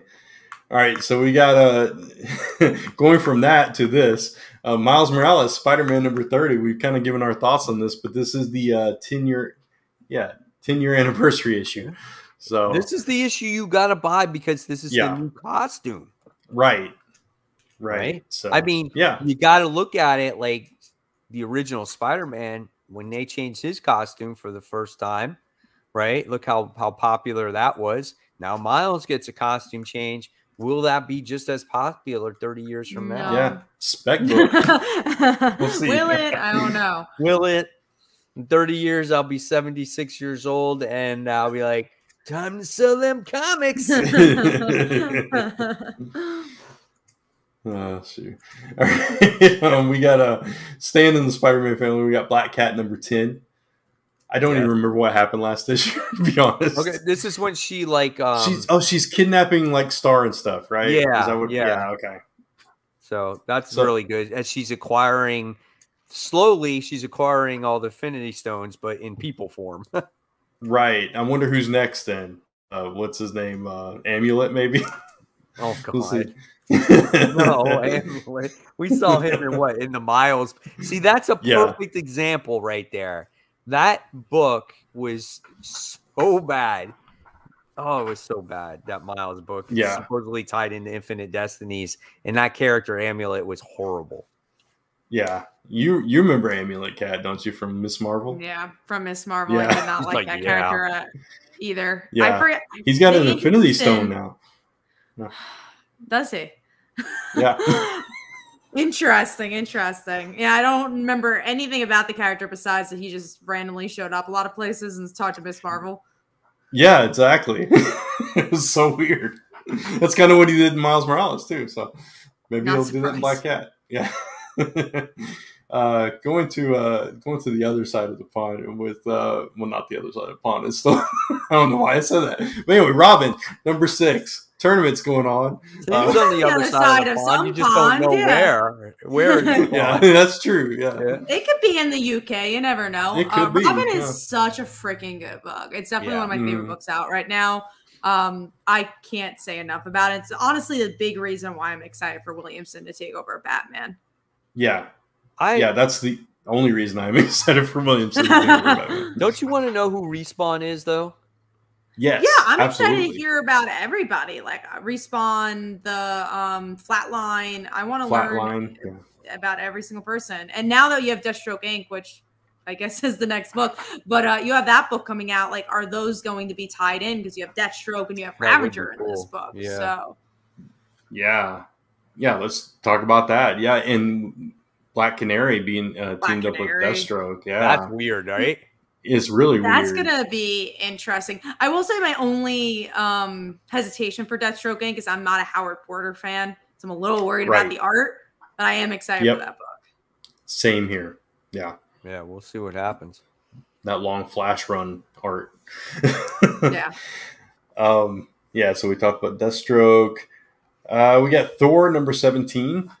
Yep. And on such a cool cliffhanger, where it was the mom and the sister came back. I'm like, oh, that's gonna be. And where's his freaking hammer? Right. Yeah, well, he left that somewhere. Yeah, he's not chilling for anyone to pick up because obviously, you know, the hammer's not worthy for him, but yet other people can pick it up randomly, and he just leaves it somewhere. So what the heck, dude? You know? Right. We do have another $5 super chat. Thank you so much, New Type. The problem with Amulet is that Red Dagger was a way better sidekick to Miss Marvel, and Miles is the better love interest. Interesting. Miles to Miss Marvel, or I forget, were they love interests to each other? I don't remember. Were they? Or you mean Red Dagger was a better? I don't even remember. Red Dagger was. Red Dagger was definitely was a love interest in Miss Marvel, who was an interesting character, but I don't feel like they did that much with him. Using like an issue or two. He wasn't in all that much though, right? Red Dagger. Yeah. No, he was there to get Bruno jealous. That was right. Yeah. Exactly. I feel like they've teased Nova and Miss Marvel, and they've teased Miles and Miss Marvel, but they never went anywhere with either one of those. So. It looks like you have another question from Miss Marvel, though, and Miles, I feel, have a closer relationship because she actually teams up with him in his books every once in a while, in his book right now, every once in a while. And they have this little... champions. Not even in Champions, but in the Miles Morales book, she's teamed up with him. Yeah. So but they have this little flirtatious, like, relationship. But I still see them just like as best friends, kind of. Yeah. It's a weird relationship. Yeah, and they always just put him with somebody else. Like they skirted that and was like, okay, teaming up, put him with Spider-Gwen for a couple issues, and that's gonna fall apart. I hated that. With this, I know. I was anyway, go ahead. Because of the movie. We do have another comment here. Right. So Peter Luck says, when I go to my local comic shop next, I'm going to be picking up Todd McFarlane and David Michelin's Omnibus Amazing Spider-Man run. Do you guys get anything outside the big three for me? I don't know what the rest says. But do you guys get anything outside the big three? Yeah, we get so many indie books out there for sure. I get a lot of the Omnibus. I get a decent amount of, like, now my shop is starting to carry like more Vault and Aftershock comics. So I've been checking those out, which is actually some decent stories. Boom Studios, like, definitely reading those. So absolutely. Got Kickstarter books as well. I try a lot of Kickstarter books. I try most of Boom stuff. I at least look into a lot of Aftershock stuff. Image, of course, So we definitely try the lay of the land. We look at all the books coming out that week, and like whatever interests us as a story is what we pick up. Yeah, I think AWA, we tried a bunch of books from there as well. Mm-hmm. you mentioned Amazing Spider-Man, so we'll go to that one next. Amazing Spider-Man number 74. So I mean, yeah. I'm not excited, but I'm not excited either, but I'm ready to read it. I am excited. I need to see how this excited? whole Yeah, I'm excited because it's over. It's done. But is it? That is true. No, are we promised? Nick Spencer is done, and that's what I I know. am happy about. I'm just scared they're trolling us, and one more day won't be reversed, and I'm nothing's going to happen in this issue. I'm afraid. And then after Beyond, Nick Spencer comes back. Oh God! It's like Beyond Spider-Man. Beyond is like Nick Spencer. Kendrick gets his own book. He becomes Spider-Man. Oh no! Oh, that'd be terrible. Yeah, I'm afraid though they're not going to retcon that. I agree. You know, so I don't know. There's a lot of pages. There's a lot of story to be read there. It's gonna be the first book I read. Yeah, me too. I hope that it ends on a good note, and you know, and Nick Spencer kind of redeems himself. I don't think there's any redeeming though. No matter what happens in this issue, unless freaking Mayday Parker shows up, I don't think it's gonna redeem that. It's gonna be like, oh my God, never mind. Nick Spencer had a great run. I think it's just gonna be like, okay, can it just end well? You know, can it just stick the landing? Right. I know there's some people that actually really like this run though. Yeah, no, there definitely are, and I'm so happy to hear that. Like, if anyone can enjoy a Spider-Man book, I'm always happy to hear it. But it just, I think because for us, and maybe they've been reading Spider-Man all their life too, but you know, we're hardcore Spider-Man fans that are reading so long. I've just read better runs than this. Right. I think he had obviously he had a plan of what he wanted or what he had in mind. And I guess people are going to say, obviously, that this was better than the Captain America run because Secret Empire, he infuriated so many people. And, you know, with the Hail Hydra thing and it's so much like, I guess it was politically driven and stuff like that. So I think he just, you know, in a way he made up for that. And he tried, and maybe people didn't like this story, which I was one of them. This is something that you could have told in 10 issues and it would have been done. Yeah. The one thing I can say about his run is that he's definitely passionate about Spider-Man and the history of Spider-Man. Right. That is for sure. That is for sure. Sometimes good or bad. Yeah. All right. Moving on from Spider-Man. Going indie. Mike wanted to talk about this one. Something is Killing the Children, number 20. Yes, this is a book that I always feel that you guys should read. It's a really. I'd love to. Volume 1 is not available like anywhere to get that trade. Really? Yeah. It's such a well done book. I mean, Erica Slaughter is such a mysterious character, especially when you first read her for the first time. And now they're exploring her origin story of how she became the person that she is today. And you know, how she like destroyed her first monster and how she overcame this great fear. I told this to Kat last time. It reminded me a little bit of Green Lantern, how she had to overcome these monsters to become the monster hunter that she is now. And just it's so good, and it's creepy, and it's a little eerie, and I love this book, man. And I was such a dumbass because I don't know why I did not pick up issue 1 when this first came out. I don't know if it had to do with maybe my shop at the time not carrying Boom Studio comic books, because they were very hesitant on carrying, you know, independent titles because they're afraid that they were not going to sell. So that could have been the possibility of that. And then when the story got a little bit more popular, they couldn't get that first issue back in. So I didn't start picking it up until I actually physically put it on my pull list and said, I want this. And I started it with issue, someone actually sent me issue 6. And then, so I started collecting it from issue 7. And I haven't looked back since. It's really, really great book. Nice. Hope to find a way to try it out.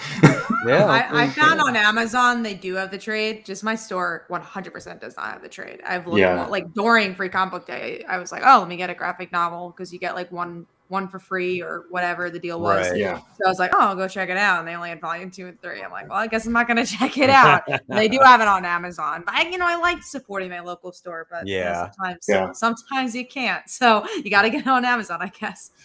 I wonder if in-stock trades have it. It's possible. I know that Stray Dogs Volume 1 was a very hard to get. Like, that was 1 per customer when I got it for my Stray Dogs, yeah. Yeah, the trade.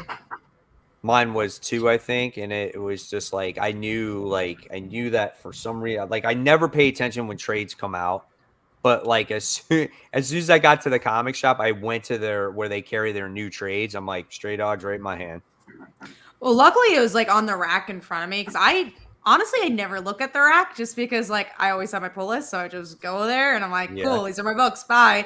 And I never really look at it, but sometimes they'll have like the new releases right in front, and they had Stray Dogs to trade. I'm like, I want Stray Dogs, and I was like, cool. And then I was able to. Even though I get my pull list, though, I always look through that rack anyway. My rack is like throughout the whole store, so it's not in one spot. It's like you have to go walk through the whole store. I'm like, I don't have time for that. I got to read my comics, got to review them. So I usually I gotta go. Exactly. Like I'm in and out.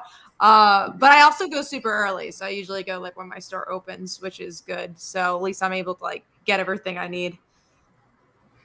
Looks like they have a deluxe hardcover of volumes 1 and 2 coming out in October, but that's it. Oh, that's not that trade. Does it say how much? It does not say how much, unfortunately. That would be a good one to have, though. Deluxe hardcover, that'd be nice. Yeah, true. It's probably a good way to catch up. I had that for the Saga Omnibus. Yeah. So the last 2 books we got to talk about are 2 Marvel event books, basically. We got Darkhold Alpha, #1, which... I don't know what Darkhold's about. I keep hearing it. I have no idea what it's connected to. Witch. Yeah, it's a book of magic, basically. Yeah. Oh, I'm not picking that up. I didn't figure you would. The only reason that I know Federico's doing the art for one of the books. I can't remember which one. I think Blade, maybe. But other than that, I don't know. I don't know how I feel about this one. What about you, Mike? I'm picking it up. Are you picking it up? Yeah, I'm hesitant. Honestly, I'm not gonna lie. I am kind of on the fence about it. But being that this Darkhold thing is kind of like hitting the airwaves, Scarlet Witch, and they're making it kind of a big deal. I want to see what they do with in the comic books with it. So I'm going to check it out. And it's an alpha issue, and then it takes place in a bunch of one-shots. So if the alpha issue's halfway decent, then I'll check out the other one-shots. So this is the book she had in the TV show? Yes. Yeah, okay. At the very end, remember when then she was reading it at the end and you could hear the kids. So that's that book. Yeah. Okay, cool. All right. And then we have Inferno, more X-Men love. I want to know what's going on with what's her face. So I'm like, okay. I'm checking it out. I'm interested because of her. Yeah, I'm going to check it out for sure. But I'm getting the art germ cover for that. There's a art germ cover on there with Mystique. So I'm getting an Emma Frost cover. I'm getting cover B and E, whatever those are. But I'm getting Emma. I'm also getting 2 covers for Amazing Spider-Man. I don't remember. You see that one, Brent? Yeah, I just saw it. Wow, yeah, that's a nice cover. That was my #1 comic book cover of the week. So yeah, I haven't watched your video this week yet. Yeah, yeah, they make the one that has the logo on it, and then there's a 1 in 100 version, but that cover they're going to sell on the rack, so I'm definitely picking that one up for sure. Are you getting multiple covers for Spider-Man and Inferno, or just one? It's so expensive is the issue. That's why I had to stop at 2 for Amazing Spider-Man. I'm like, I'm only getting 2. Even though the crappy thing is I'm going to have to I don't want to buy a ton of books at the other comic book shop. I just want to get enough to read, and then I'm going to somehow try to make another trip again later on in the week. So I don't know. I want to definitely only get 1 cover for right now for Amazing Spider-Man to read. Yeah, see? That art germ cover is... Yeah, that's cool. I like her transforming too. Amazing. Yeah. And that's the wrinkles in one. And I love that's that the one I'm cover. Getting, Yeah, that's the gorgeous Emma cover. Too. Yeah. The sunglasses on there. Yeah, I really like both that of those one. are nice. So good. But I'm going to get one cover Amazing Spider-Man to read, and then that Inferno book right there. Definitely getting the Art Germ one. If they have the Emma one, I'll pick that one up too, because I really like that cover. Yeah, I like both of those. That's a hard choice right there. But yeah, that's all our most anticipated this week. All right. So that looks like that we're about to wrap up the show. Do you guys have any other things that you want to talk about before we close it out? Just, check out Buy Visibility. We've gone up a couple of backers since, so that's kind of cool. And then tomorrow will be, my comic book review. And I might do something about Spider-Man, like a separate video about that, just because, it's Spider-Man and I would like to discuss it. But it really depends what happens in the issue, like if there's something to talk about. So we'll see. That's it for me, though, I think. Yeah. I'm going to see Venom. So I don't think I'm doing a video about it, though. But maybe I'll post something on Twitter about it. Cool. All right, guys. And then, of course, for me, you can check out my all my videos that I posted. I think Sunday I did a video called 30 Years of Collecting, and these are a list of books that I still don't have. So it was kind of cool, and it had to do with just like a lot of key books out there that I could have had and bought when I was a kid, and I didn't buy them because back then I thought they were too much money, and now they're still too much money, but they're just a lot more money. Like, for example, New Mutants issue 98. I could have bought that book back in the day. It was in a back issue bin, and it was $5. So young 14-year-old Mike Spider Slayer is like, I'm going to spend $5 on this guy that I have no idea who he is. Or I can spend $5 and get 5 Spider-Man comics. Think about that, right? So little do I know that years later, look what happens to that New Mutants issue 98. Right. So those are the little stories that I talk about in that video, which I had a lot of fun doing. I'm going to be doing another one, I think, next weekend with comic book issues that I missed buying as an adult. So a lot of it probably would have to do with new series. So I'm looking forward to doing that. And then check out my comic book haul. That's coming out hopefully tomorrow. We'll see what I get. And just check out the other videos on my channel. So I guess that's it, guys. We're going to wrap it up. So as always, everyone, thank you so much for tuning in for tonight's show. Thank you for the super chats. It was awesome. All the wonderful comments. Hopefully you guys will come back next week. We'll do it all over again. And of course, subscribe to the channel and to both channels, Comic Book Weekly and Comic Book Corner 2.0. Don't forget to hit the bell for notifications and make sure you turn on all notifications and then give it a thumbs up if you liked it.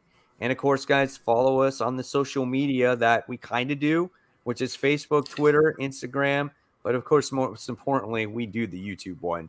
So as always, guys, this is the waving part. This is the thank you part. And until next time, this is Mike Spider Slayer, Brant Fowler, and Comic Uno